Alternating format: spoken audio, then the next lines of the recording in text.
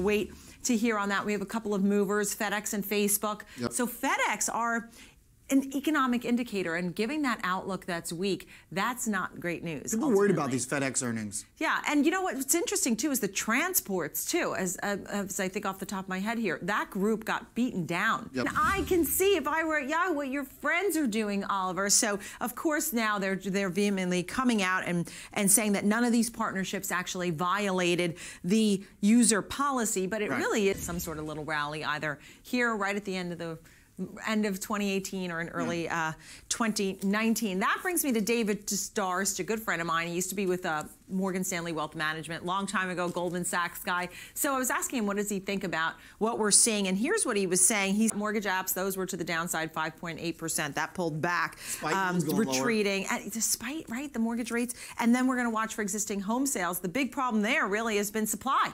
We haven't really had the homes for sale, for example. Go city to city, you see such a range. I also wanted to get to some of the banks. I mean, I know we're talking Fed and crude, and there's so much going on here. But when we talk about the banks, I wanted to break down some of the calls that we've been seeing.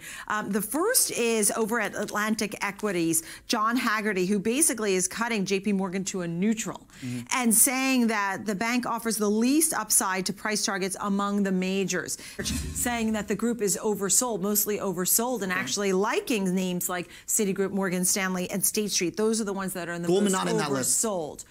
No. No, Goldman's been the one that we talked about, a 52-week low. But take a look at the group. Look at this great comp chart that we have here, comparing the KBW Bank Index